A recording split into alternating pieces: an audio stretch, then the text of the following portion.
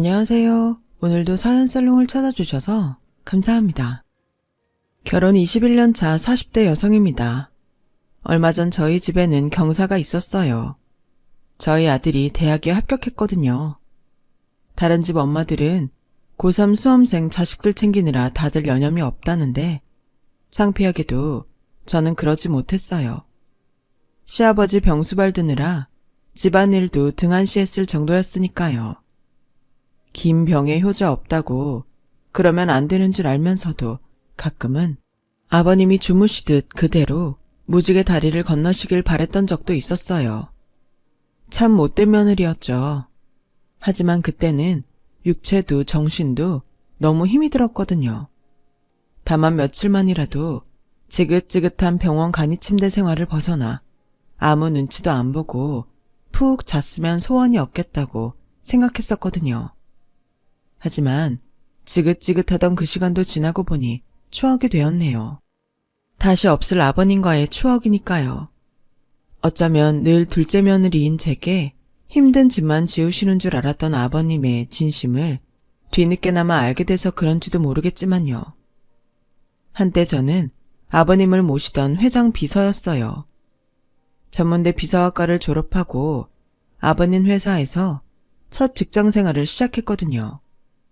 당시 비서실엔 저 외에 20년 가까이 아버님을 모셔온 실장님이 계셨는데 그분의 업무량이 많아서 보조하는 차원으로 경력도 없던 저를 비서로 뽑은 거였죠. 그러다 보니 제 업무는 하나같이 사소한 것들 뿐이었어요. 커피를 타거나 심부름을 하거나 복사, 식당 예약을 하는 일 정도에 불과했죠. 가끔은 급하게 일손이 필요한 타 부서에 지원을 나가기도 했는데 거기서 한 일도 별반 다르지 않았어요. 아버님과 실장님 사이에는 워낙 두터운 신뢰관계가 형성돼 있어서 제가 끼어들 틈은 없었어요. 사실 그럴 능력도 안 됐고요. 일도 편하고 잔업도 없는 데다 월급은 따박따박 나오니 따지고 보면 이만한 자리도 없다 싶었어요. 하지만 퇴근 후 집에 올 때마다 마치 하루 종일 일도 많고 밥만 먹고 온 것 같은 기분이 들어 찜찜하더라고요. 이럴 거 뭐하러 비서과 출신을 뽑아? 커피 타고 복사하는 거야 초등학생도 다 할 줄 아는 건데. 혹시 내가 능력이 안 돼서 나한테 일을 안 맡기는 건가? 생각이 거기까지 이르고 보니 괜히 자존심도 상하고 마냥 손 놓고 있을 수만은 없다는 생각이 들었어요. 직업은 돈벌이 수단이기도 하지만 내가 사회에 필요한 사람이라는 증명이기도 하잖아요. 그래서 평소 실장님이 하시는 일들을 기억해뒀다가 스스로 찾아서 일을 하기 시작했어요. 처음엔 그런 저의 변화를 의외라는 표정으로 바라보던 실장님은 시간이 지나자 조금씩 제게 업무 분담을 하기 시작하셨고 입사 후 1년이 되어가는 시점에 이르러선 어지간한 비서 업무는 제가 다 하게 되었어요. 실장님은 회장님이 지시한 은밀한 일들을 주로 책임지셨고요. 그러던 어느 날이었어요. 그동안 저한테 눈길 한번 안 주시던 회장님이 엘리베이터 안에서 지나는 말처럼 그러시더군요. 이제야 밥값을 하는 것 같구만. 그게 회장님께 들은 첫 칭찬이었어요.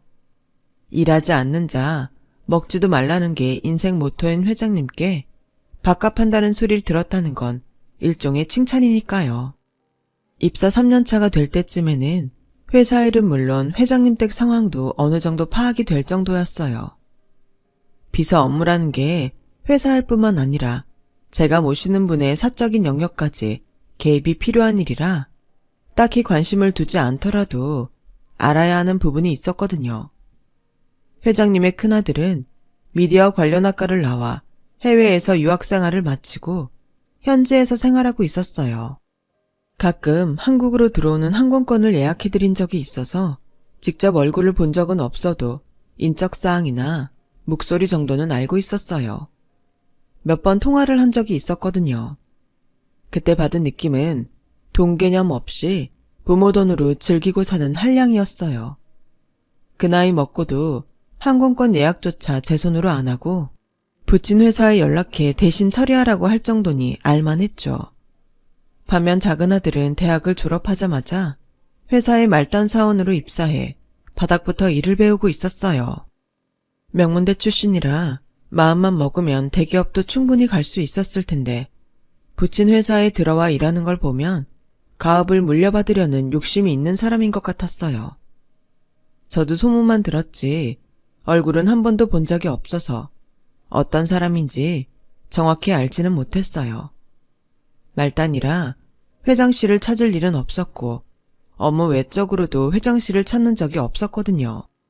그러다 처음 얼굴을 보게 된 건 입사 3년 차에 들어서면서부터였어요.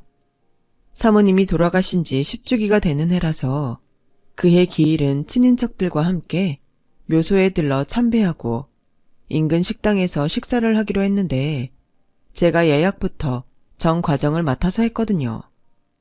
그래서 회장님 둘째 아들과 예약건에 대해 상의하느라 보게 되었어요. 첫 인상은 수수하더라고요.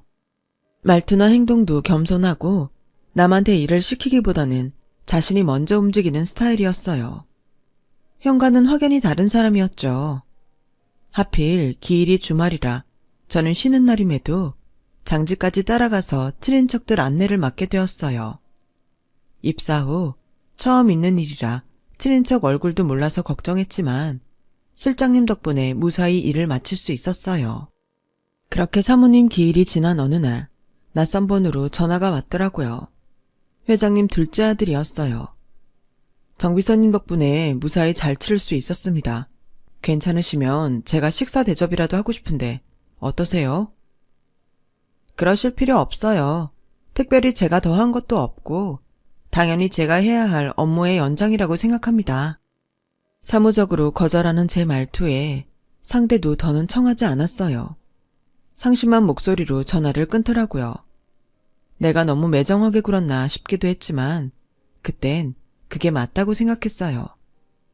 그깟 밥 한 끼 얻어먹는다고 무슨 일이 생기는 건 아니지만 괜히 오너 아들이랑 사적으로 만났다가 회사에 이상한 소문이 돌기라도 하면 피해를 보는 건 제 쪽이었으니까요.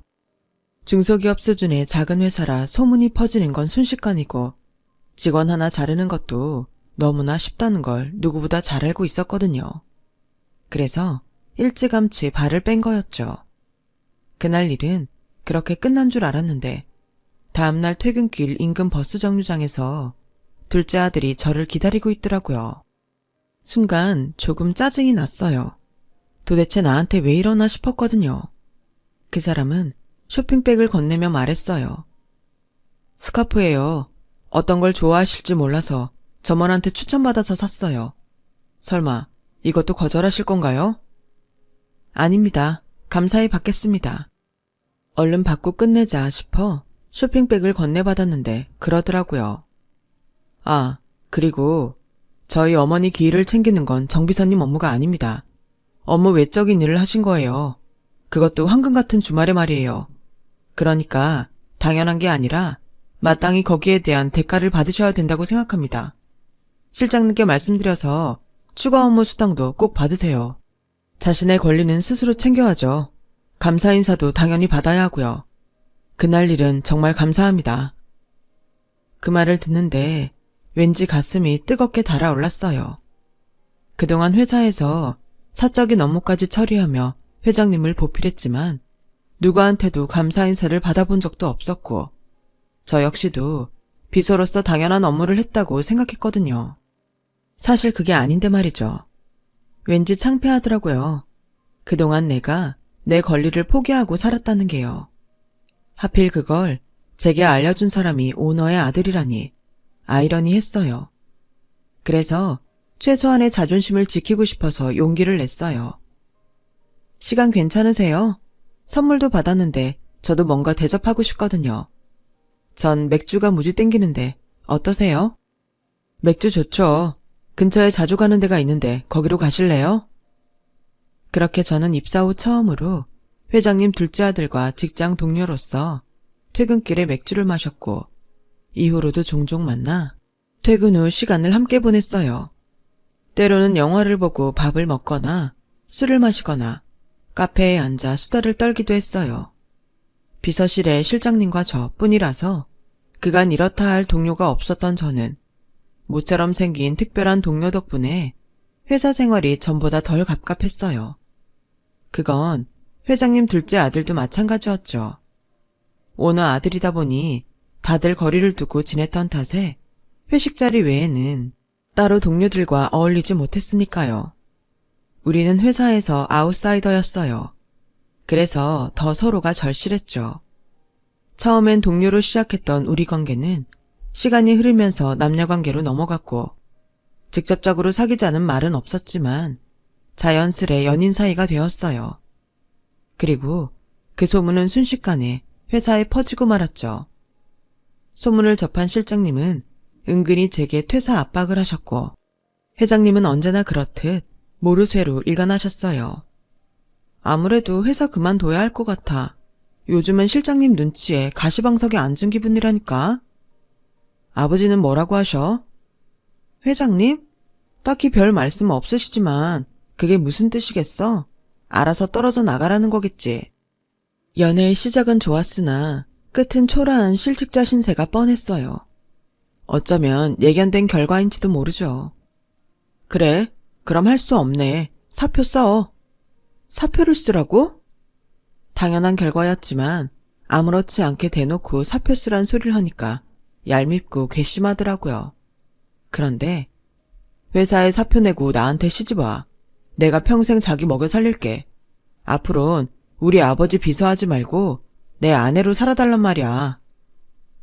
얼떨결에 받은 프로포즈에 실감은 안 났지만 이것도 선택지 중 하나란 생각이 들었어요.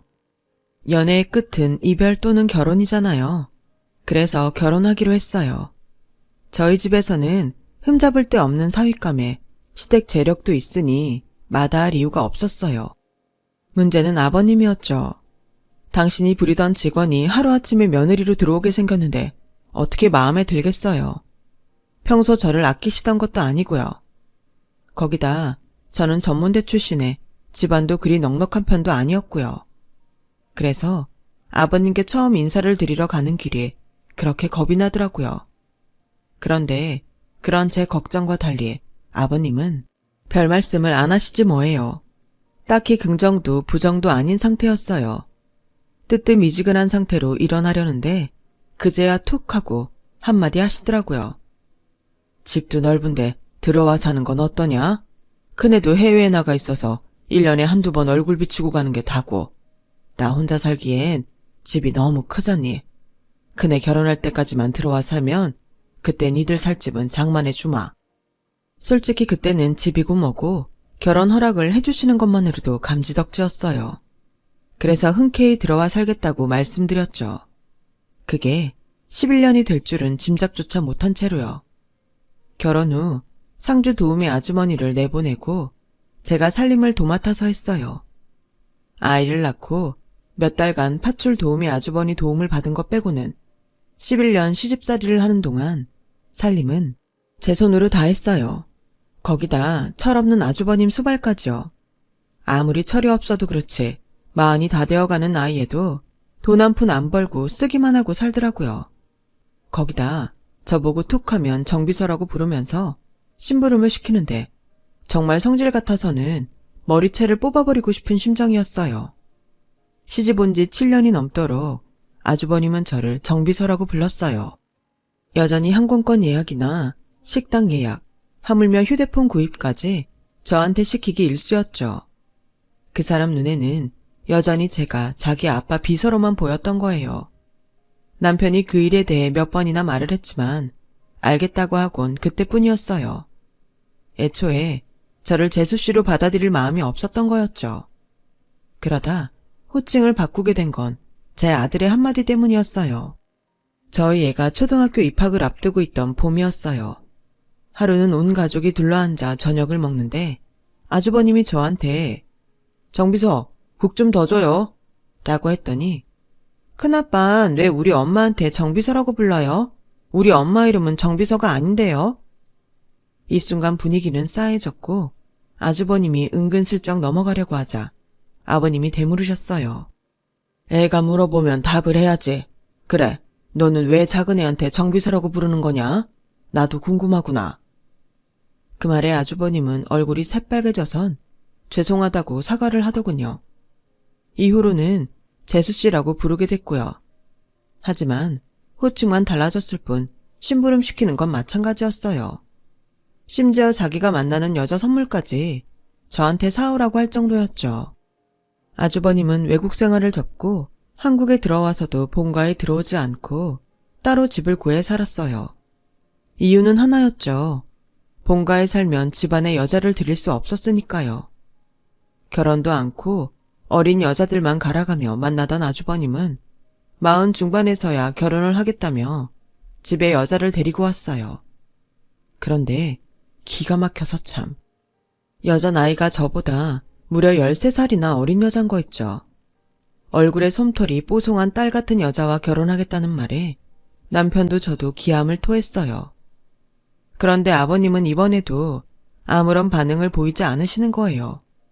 그러다 말미에 가서 딱 한마디 하셨죠. 결혼하면 집에 들어와 살아라. 둘째는 약속대로 분가하고. 그러자 아주버님이 발끈했어요.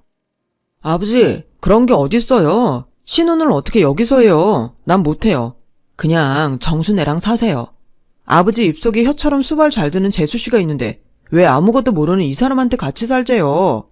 난 내 와이프 고생하는 거 싫어요. 그러자 손이 동서가 웃으며 말했어요.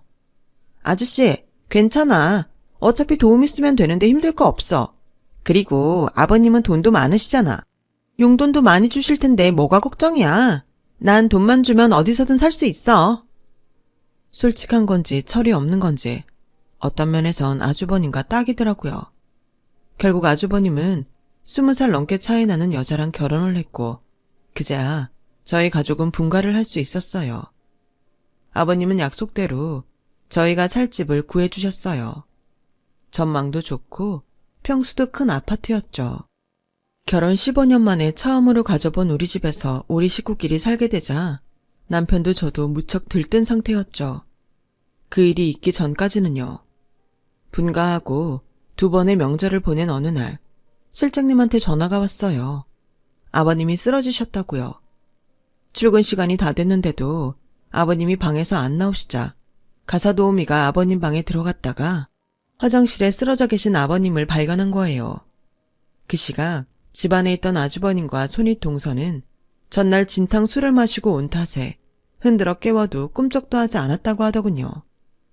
결국 119 구급차에 실려 응급실에 도착한 아버님은 발견이 늦은 탓에 3일이나 혼수 상태에 빠져 계셨고 정신을 차리셨을 땐 전과는 다른 모습이 되셨어요. 언어장애에 몸까지 제대로 가눌 수 없게 되었거든요. 온전한 건 정신뿐이었어요. 그런 아버님의 모습을 보니 눈물이 멈추지 않더라고요. 우리가 분가만 하지 않았더라면 이런 일은 없었을 것 같았거든요. 따로 나와 살게 됐다고 좋아했던 제 자신이 너무 한심했어요. 그런데 아버님이 깨어나시고 나서야 뒤늦게 병원에 찾아온 아주버님과 손윗동서가 기막힌 소리를 하지 뭐예요. 이게 뭐야? 아버님 기저귀 차신 거야? 벌써부터 토 쏠릴라 그래. 자기야, 일단 나가자. 신선한 공기 좀 쐬야겠어. 그래 자기야. 우리 자기는 이런 거 힘들 테니까 차에 가 있어. 내가 금방 얘기 끝내고 갈게. 바퀴벌레 세트 같은 것들이 꼴값을 떠는데 정말이지 욕도 아깝더라고요. 손윗동서가 나가자 아주버님은 대놓고 자기는 아주버님을 못 모신다고 했어요. 재수씨도 봐서 알잖아요. 저 사람이 어떻게 아버지 병수발을 하겠어요? 그냥 간병인 쓰세요. 아버지 돈 많잖아요. 돈은 이럴 때 쓰라고 버는 겁니다. 그리고 우리 분가할 거예요. 윤 실장님한테 말해서 마땅한 집 구해달라고 할 테니까 앞으로는 정수 니네가 집에 들어와 살아. 우리 자기가 아버지 쓰러진 그 집에선 귀신 나올까봐 무서워서 못 살겠대. 솔직히 나도 좀 찜찜하고. 형, 그걸 지금 말이라고 해? 아버지가 쓰러지셨는데 걱정은 못할 망정 분가하겠다는 소리가 나와. 형은 어떻게 늘 자기밖에 몰라. 이날 이때까지 형이 아들 노릇한 게 하나라도 있어? 그렇게 자기 편한 것만 하고 살 거면 형이 벌어서 형 마음대로 쓰고 살아. 아버지한테 기대 살지 말고. 이 새끼가 어디서 형한테 까불어? 네가 아버지 회사에서 일한다고 그게 다 네 것처럼 생각되는 모양인데 내가 회사에 들어가면 넌 닭 줬던 개신세 되는 거야. 그걸 알아야지. 한 번만 더 까불면 내가 회사에 들어가서 너 내쫓는 수가 있어. 조심해 새끼야. 먹긴 놈이 성질 낸다고 아주버님은 오히려 성질을 내고 병실을 나갔어요. 그날부터 저는 병원에 지내면서 아버님 병수발을 했어요.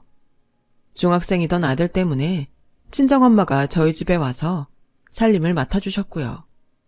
남편은 퇴근길에 병원에 들러 저 대신 간병을 하다가 자정이 돼서야 집으로 돌아가곤 했어요. 주말엔 저 대신 병원에서 지냈고요. 그 사이 아주버님은 윤 실장님한테 연락해 집을 구해달라고 했지만 아버님 허락 없이는 안 된다고 하자 할 수 없이 본가에서 살고 있었어요. 병원에는 코빼기도 안 보이더라고요. 예고 없이 시작된 아버님 병간호는 그 후로 5년이나 이어졌어요. 병원 생활을 해보신 분들은 알 거예요. 환자 수발도 힘들지만 병실에 끊임없이 들락거리는 의사와 간호사, 청소 이모님들 때문에 마음 편히 등 붙이고 누워있기 힘들다는 걸요. 거기다 하루 세끼 식사 수발에 목욕 수발, 혹여 욕창이라도 생길까 틈틈이 몸을 돌려놔드려야 하고 소변과 대변 수발도 들어야 하잖아요. 그걸 기약 없이 매일 반복을 하며 살다 보면 영혼이 날아가고 빈 껍데기만 남은 기분이 들어요. 거기다 집에 두고 온 아들과 남편 걱정까지 더하니 정말 죽을 맛이었죠. 이러다가는 내가 죽겠다 싶어서 간병인을 불렀더니 아버님이 곡기도 끊으시고 둘째 며느리 데려오라고 난리를 치시는 거예요. 그래서 집에 온 지 딱 하루 만에 다시 병원에 불려가고 말았어요. 너무 화가 나서 아버님께 악을 썼어요. 아버님, 저한테 왜 이러시는 거예요? 아버님 편하시자고 저 피 말려 죽이실 작정이세요? 제가 1년을 쉬겠다고 했어요. 한 달을 쉬겠다고 했어요. 딱 일주일만 쉬고 오겠다는데 그걸 못 참으시고 간병인을 내쫓아요? 아버님, 저도 사람이에요. 저도 숨 쉴 틈은 있어야 하잖아요. 병원엔 발길도 않는 맏며느린 하루가 멀다 하고 아버님 카드로 명품 쇼핑을 하는데 아무 말도 안 하시면서 저한텐 고작 일주일 휴가도 못 주세요? 이런 게 어딨냐고요. 아버님 눈에는 제가 아직도 아버님 비서로 보이세요? 그래서 마음 놓고 부려도 된다 싶으세요? 아니면 왜 이러시냐고요. 아버님, 저 정말 야속해요. 그럴 때마다 아버님은 자는 척 눈을 감으시곤 깊은 숨만 내쉬셨어요. 그 모습에 복장이 터질 것 같았지만 그렇다고 몸도 못 가누는 아버님을 두고 떠날 수는 없었어요. 솔직히 그때는 그래, 나중에 아버님 회사 우리가 물려받으면 되니까 우린 우리가 할 도리만 하고 살면 그만이다. 그 생각하며 참고 살았던 것 같아요. 제가 병원에서 아버님 똥기저귀를 갈고 있을 때 손윗동서는 아버님 카드로 명품 쇼핑을 하고 다녔어요. 아버님 휴대폰으로 연신 결제 문자가 날아오더라고요. 언녀는 팔자가 좋아 저러고 사는데 내 팔자는 왜 이 모양인가 싶었죠. 그런데 한국말은 끝까지 들어봐야 안다고 인생도 그렇더라고요. 제 아들이 수능 시험을 1년 앞둔 겨울 아버님 침상 옆에 놓인 간이 침대에서 잠이 들었던 저는 창 밖의 달빛에 눈이 떠져서 잠이 깨고 말았어요. 그런데 아버님이 물끄러미 저를 바라보고 계시지 뭐예요. 살면서 그렇게 인자한 모습의 아버님은 뵌 적이 없을 정도로 저를 따뜻한 눈빛으로 바라보고 계셨어요. 아버님, 뭐 필요한 거 있으세요? 그러자 아버님은 조용히 그러셨어요. 아가, 고맙다. 그리고는 미소를 지으시더라고요. 그 모습에 울컥해진 저는 애써 눈물을 감추려고 조용히 자리에서 일어났어요. 그리고는 불 꺼진 병원 복도를 지나 비상 계단에 앉아 펑펑 울었어요. 아버님 비서로 시작해서 며느리로 살기까지 20년이 지나고서야 비로소 아버님한테 고맙다는 말을 들으니 그간 고생을 보상받는 기분이 들었거든요. 억만금보다 값진 보상 같았어요. 한참을 울고 화장실에 들러 세수를 하는데 복도에서 요란한 발소리가 들리지 뭐예요. 순간 불길한 예감이 들어서 물 묻은 얼굴로 병실로 달려갔더니 당직 의사와 간호사들이 아버님 침상을 에워싼 채 심폐소생술을 하고 있더라고요. 당직 의사가 땀이 흐를 정도로 한참을 실행했지만 아버님의 의식은 돌아오지 않았어요. 그렇게 아버님은 세상을 떠나고 말았어요. 장례식이 끝나고 일주일은 내 몸이 공중에 붕 떠있는 기분으로 살았어요. 당장이라도 병원으로 가야 할 것만 같고 간이 침상이 아닌 침대에 누워 잠을 자는 게 어색할 정도로 제 몸이 병원 생활을 떨쳐내지 못했거든요. 그러다 시간이 더 지나자 만사가 귀찮고 식욕도 삶의 의욕도 없는 게 딱 헛개비가 된 기분이었어요. 그런 저를 일으켜 세운 건 다름 아닌 아주버님 내외였어요. 아버님이 돌아가시고 3주쯤 지난 어느 날 윤비서님이 우리 내외와 아주버님 내외를 회사로 부르셨어요. 유산 상속을 진행해야 한다면서요. 만사가 귀찮았던 저는 그냥 남편 혼자 듣고 오라고 했지만 윤 실장님이 제가 꼭 와야 시작할 수 있다고 해서 할 수 없이 회사로 갔어요. 유언장 낭독은 변호사가 했어요. 아버님은 회사는 제 남편한테 남기셨고 부동산 및 현금과 주식 등은 큰아들 내외와 저한테 차등 지급한다고 했어요. 그 말을 들은 아주버님 내외는 신이 나서 하이파이브까지 하며 좋아서 어쩔 줄 몰라 했죠. 차라리 잘 됐어. 솔직히 난 회사엔 관심 없거든. 난 배짱이 체질이라 일하는 건 싫거든. 차등 분배니까 적자인 내가 가장 많이 받을 건 뻔하고 그 다음은 자긴가? 당연하지. 내가 맏며느린데. 자기야, 솔직히 나도 회사는 하나도 탐 안 났어. 그까짓 거 받아서 뭐해? 평생 회사에서 일하느라 돈도 제대로 못 쓰고 사는데. 거기다 회사가 삐끗하기라도 해봐. 내 돈 꼴박아서 살려야 하는데 미쳤어? 그런 짐을 떠안게? 그보다는 현금으로 받아서 평생 펑펑 쓰고 사는 게 이득이지. 그나저나 동서 불쌍해서 어떡해? 우리 거 빼면 동서는 가져갈 돈도 얼마 없겠네. 아주버님 내외는 신이 나서 박수까지 쳐대며 좋아하더군요. 자기야 변호사님, 아버님이 남기신 유산 총액이 얼마나 되나요? 제 남편이랑 저랑 합하면 얼마나 되는지도 알려주세요. 상속 금액을 묻는 손윗동서의 말에 변호사는 윤 실장님을 힐끗 쳐다봤어요. 그러자 윤 실장님이 파일을 펼쳐들고 앞으로 나섰어요.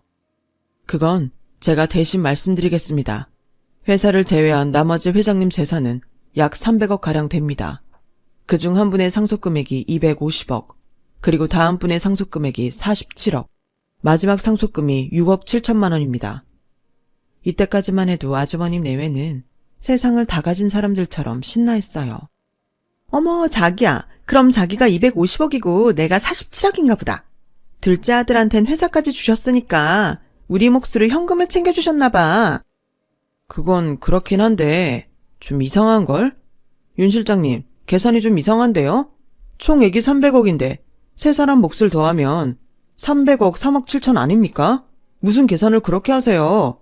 이래서야 우리가 믿고 맡기겠어요? 일 처리 좀 제대로 하세요. 아주버님은 버럭 소리쳤어요. 그러자 윤 실장님이 고개를 저으셨죠. 아닙니다. 이 계산이 맞습니다. 작은 사모님께 돌아갈 유산이 250억, 큰아드님이 47억, 큰 사모님이 6억 7천, 도합 300억 3억 7천입니다. 여기서 그동안 큰아드님이 대학 졸업 이후의 유학비와 해외 체류비, 거기에 스포츠카 구입비 및 매달 비서실에 연락해서 따로 받아가신 기타 비용을 포함하면 지난 19년간 큰아드님 앞으로 들어간 돈이 총 30억이 넘습니다. 거기에 시중은행 대출이자를 기준으로 이자를 포함하면 총 47억이 조금 넘습니다. 거기다 큰사모님이 시집와서 지금까지 무단으로 사용한 회장님 카드 금액이 5억 9천만 원이 넘습니다. 거기에 이자를 포함하면 그만하세요. 부모가 자식 유학비까지 받아내는 게 어딨습니까? 그리고 왜 내가 아니라 재수씨가 250억을 받는 건데요? 내가 아들인데 왜 피 한 방울 안 섞인 저 여자가 나보다 많이 받냐고요? 바로 그게 이유입니다. 피 한 방울 안 섞인 남의 딸이 당신 자식도 나 몰라라는 시아버지를 15년간 모시고 산 것도 모자라 5년 동안 병원 간이침대에서 생활하며 병간호까지 했기 때문입니다. 원래는 모든 재산을 작은 며느리한테 남기고 싶어 하셨지만 그랬다가는 혹여 나중에라도 큰아들 내외가 유류분 청구 소송을 벌릴까봐 미연에 방지하는 차원에서 이러신 겁니다. 큰아들 내외에게도 상속은 하되 그동안 허락 없이 가져다 쓴 돈은 고스란히 되받아 사회에 환원하시길 바라셨어요. 오죽하면 회장님이 이런 결정을 내리셨는지 그 마음을 모르겠습니까? 아버님을 탓하기 전에 수십 년간 방탕하게 살아온 자신을 되돌아보세요. 300억을 초과하는 3억 7천만 원은 앞으로 두 분이 벌어서 갚아야 하는 금액입니다. 저는 그 돈 끝까지 받아서 회장님 유지를 받을 생각입니다. 억울하면 소송하세요. 법이 당신들 편이 되어줄지는 모르겠지만. 윤 실장님은 아주버님한테 들고 있던 파일을 던져주었어요. 그 안에는 그동안 큰아들 내외가 사용한 카드 내역서와 아버님이 수기로 작성한 큰아들 지출 내역, 그리고 비서실에서 수년간 윤 실장님이 따로 정리한 큰아들한테 해외 송금한 은행 영수증까지 하나도 빠짐없이 정리돼 있었어요. 정상금 내역서를 본 아주버님 내외는 경악을 넘어서 분노로 바뀌었지만 그런다고 바뀔 건 없었죠. 그 모습에 저는 웃음이 나서 배를 움켜쥐고 미친년처럼 깔깔댔어요. 250억이랑 거금을 상속받아서가 아니라 우리 아버님의 치밀하고 꼼꼼한 노랭이 정신에 감탄해서 터져나온 웃음이었죠. 그동안 윤 실장님이 아버님의 지시를 받고 은밀히 작성하던 내역이 뭘까 궁금했었는데 그게 큰아들 돈 쓴 내역이었다니 제대로 크게 한 방 맞은 기분이었어요. 저는 사실 아버님한테 내연녀라도 있는 게 아닌가 의심했었거든요. 아버님이 돌아가신 이후로 삶의 의욕을 잃었던 저는 그 웃음으로 다시 살아날 수 있었어요. 그렇게 1년이 지난 지금은 아들 녀석의 대학 합격의 기쁨까지 맛보게 되었고요. 아주버님 내외는 현재 본가에 살며 맞벌이를 하고 있어요. 고래 같은 대저택에 살며 아주버님은 라이더로 일하고 손윗 동서는 마트에서 파트타임을 하고 있어요. 아, 그 집의 소유자는 바로 저예요. 두 사람 사정이 하도 딱해서 임시로 빌려주고 있어요. 하지만 3억 7천만 원의 빚을 열심히 갚지 않으면 언제든 내쫓겠다고 집주인으로서 갑질 행사를 하고 있죠. 세상에 공짜는 없다는 말처럼 부모의 재산도 공짜로 받을 수 없다는 걸 두 사람이 깨닫기를 바랄 뿐입니다. 지금까지 제 사연을 들어주셔서 감사합니다. 들어주신 분들 소중한 가족들과 행복하고 건강하시길 바랍니다. 여러분, 사연 댓글에 응원과 현명한 조언 부탁드려요. 좋아요와 구독은 저에게 큰 힘이 됩니다. 오늘도 좋은 일 가득하세요.